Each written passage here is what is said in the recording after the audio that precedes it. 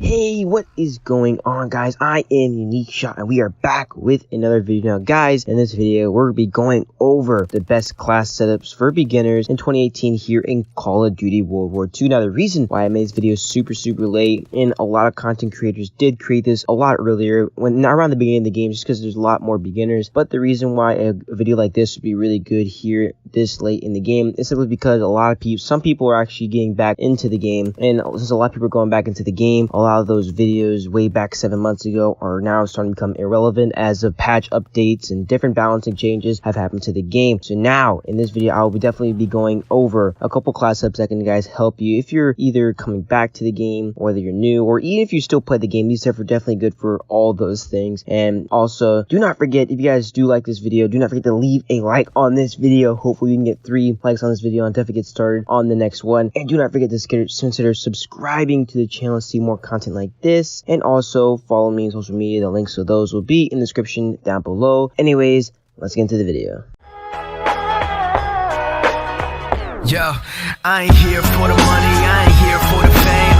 Though it might be nice to own a jet plane, I'ma do it. Alright, now that we've gotten that all out of the way, we can get into it. But before, actually, let me quick disclaimer that the fact that I'll be going over the 4 most used divisions here in Call of Duty World War II, which will be the airborne, the infantry, the resistance, and the armor divisions. So I'll be making a class setup around those 4 divisions, just so you guys have more to choose. And also, if you guys do use the mountain or the expeditionary or the cavalry, the recent cavalry, I'm sorry I do not have any classes for that, but if you want to try it, then I recommend you guys go give it a go. But here we go. So now also, for each division, I'll be going over also the maps that are used that are perfect for each class setup for each division, just so you guys have an understanding of when to use the class setup for what maps. So anyways, let's get into it. Starting with the first setup we're going to be going over is going to be the airborne division. Now the airborne division is definitely by far one of the most used divisions here in Call of Duty World War II.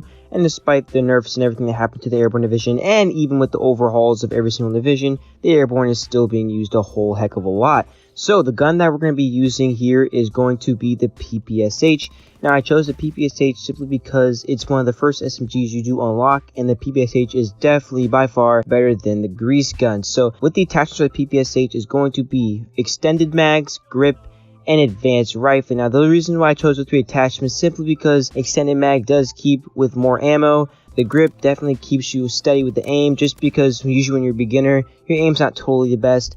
But if you do want to improve that aim, then I recommend clicking the top right screen of the card to teach you guys how to, or at least give you a little tips about how to aim a little bit better here in World War II.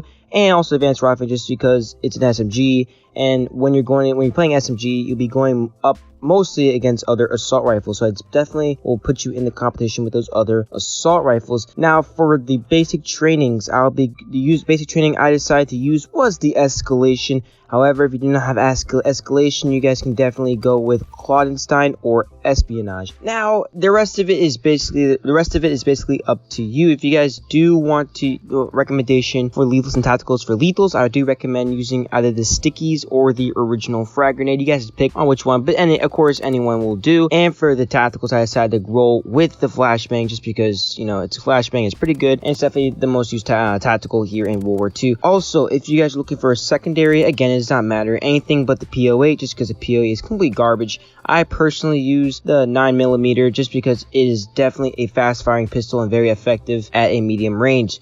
So also looking for the maps, if you guys do need some recommendations for maps, I also will leave them on the screen right here. Those will be Flak Tower, Arden's Forest, Point du Hoc, Aachen, and London Docks. And the reason why I did these maps is because they're all small, and they're all on the smaller side, and they're definitely more compact, and this is definitely in the category of a rushing class. However, if you guys do want to use it on other maps, that's completely fine, but these are my recommendations. And a lot of people said Shipment. Shipment is definitely, you guys can try Shipment. Just the only reason why I didn't say Shipment is just because a lot of playing styles are different. I personally use LMGs and assault rifles on Shipment just because I want to distance myself, and it's a little too hectic for me. I think it'll be a little too hectic for beginners if they rush around on a map like Shipment, but of course give it a try and see how you feel.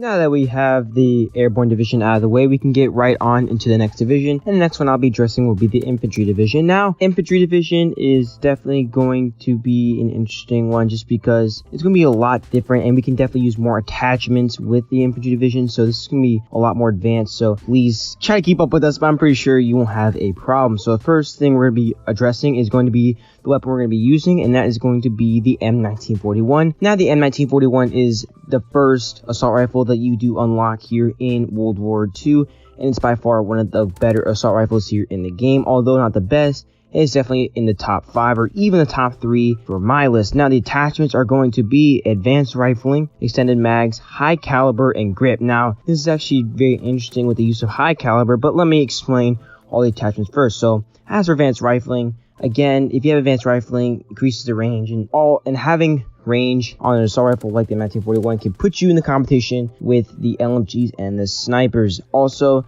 the extended mags definitely gives you more ammo just because the ammo capacity and the default clip of the M1941 is pretty small, and of course, having more ammo is definitely really good especially when your aim's not as great. And also, high caliber definitely complements with the recoil that it has, just because sometimes when the M1941 definitely has some noticeable recoil. Of course, sometimes you'll be able to hit them in the head, like you'll be able to like hit them in the head with the recoil. So having the high caliber giving you more damage with headshots can actually save you in a couple of times. Now, having the grip, it has recoil, and putting the grip on it makes the recoil more predictable. Also gives you an easier time in those long range gunfights. Now, addressing basic trainings of now, this is actually really hard to decide, especially when you're a beginner or when you're coming back to the game. However, I did narrow it down to a couple, and I eventually narrowed it down to the one I choose, and that is going to be ordnance. Now, you can also switch this out with espionage, clandestine, requisitions, or blitzkrieg.